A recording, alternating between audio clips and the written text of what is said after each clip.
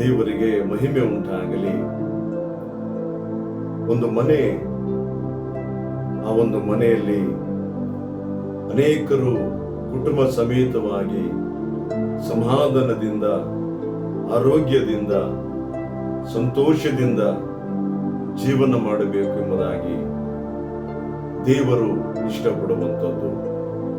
ಆದರೆ ಮನೆಯನ್ನ, ಸಂಸಾರವನ್ನ, ಮಕ್ಕಳನ್ನ, ಅನೇಕ ಜವಾಬ್ದಾರಿಗಳನ್ನ ದೇವರು ಸ್ತ್ರೀಗೆ ಆತನು ಒಪ್ಪಿಸಿದ್ದಾನೆ.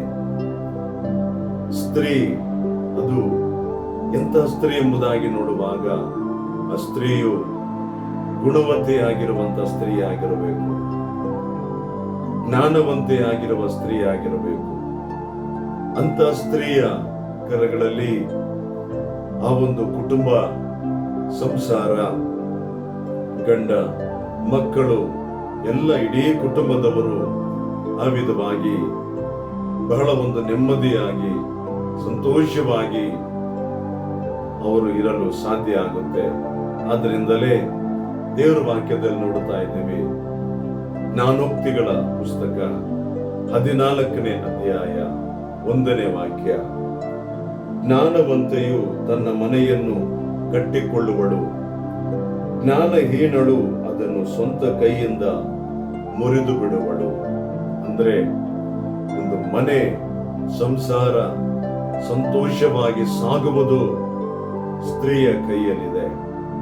ಅದೇ ಮನೆ, ಸಂತೋಷವಾಗಿರುವಂತ ಮನೆ, ನೆಮ್ಮದಿಯಾಗಿರುವಂತ ಮನೆ, ಒಂದು ಒಳ್ಳೆ ಆರೋಗ್ಯಕರವಾಗಿರುವಂತ ಮನೆ, ಆ ಮನೆ ಬಿದ್ದು ಹೋಗುವುದು ಕೂಡ ಸ್ತ್ರೀಯ ಕೈಯಲ್ಲೇ ಇದೆ.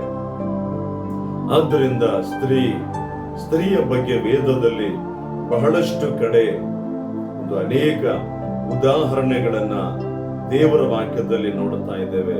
ಅದೇ ಸಂದರ್ಭದಲ್ಲಿ ಅನೇಕ ಸ್ತ್ರೀಯರು ದೇವರ ಕಾರ್ಯಗಳಲ್ಲಿ ಬಹಳವಾಗಿ ಅವರನ್ನ ಸಮರ್ಪಿಸಿಕೊಂಡು ದೇವರ ನಾಮದ ಮಹಿಮೆಗಾಗಿ ಜೀವಿಸಿರುವಂತ ಅನೇಕ ಸ್ತ್ರೀಯರು ವೇದದಲ್ಲಿ ಇದ್ದಾರೆ.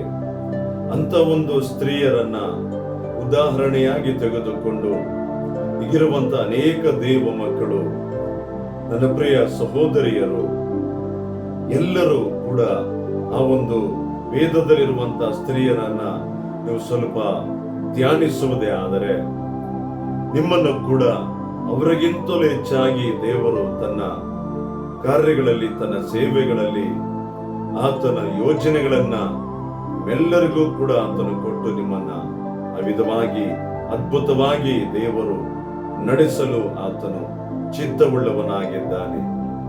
ಆದುದರಿಂದ ನನ್ನ ಪ್ರಿಯ ಸಹೋದರಿಯರೇ, ಪ್ರಿಯ ತಾಯಿಯಂದರೆ, ಅಕ್ಕ ತಂಗಿಯರೇ, ವೇದವಾಕ್ಯದಲ್ಲಿ ಇರುವಂತ ಅದ್ಭುತವಾದ ಒಂದು ವಾಕ್ಯ, ಜ್ಞಾನವುಳ್ಳವರಾಗಿ ಸ್ತ್ರೀ ಇರುವಾಗ ಮಾತ್ರವೇ ಆ ಕುಟುಂಬವಾಗಲಿ, ಸೇವೆಯಾಗಲಿ, ಸಭೆಯಾಗಲಿ ಅದ್ಭುತವಾಗಿ ದೇವರ ಚಿತ್ತಕ್ಕೆ ಅನುಸಾರವಾಗಿ ನಡೆಯಲು ಸಾಧ್ಯ.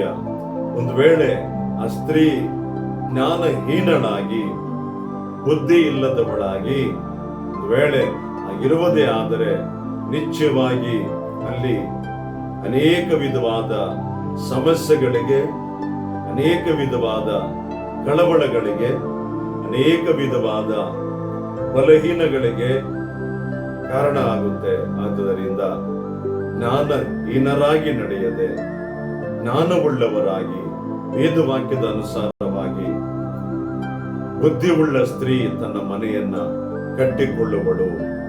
ಮನೆಯನ್ನ ಬಿದ್ದು ಹೋಗಿರುವಂತದ್ದನ್ನ ಕಟ್ಟಿ ಎಬ್ಬಿಸುವಂತವರಾಗಿ ಇರಬೇಕು. ಇರುವಂತ ಮನೆಯನ್ನ ಆ ರೀತಿಯಾಗಿ ಕೆಡವಲ್ಪಟ್ಟು ನೆಮ್ಮದಿಯನ್ನ ಹಾಳು ಮಾಡಿ ಬುದ್ಧಿಹೀನರಾಗಿ ನಡೆಯುವಾಗ ಅದು ಆ ಮನೆಯವರೆಗೂ ವೇದನೆ.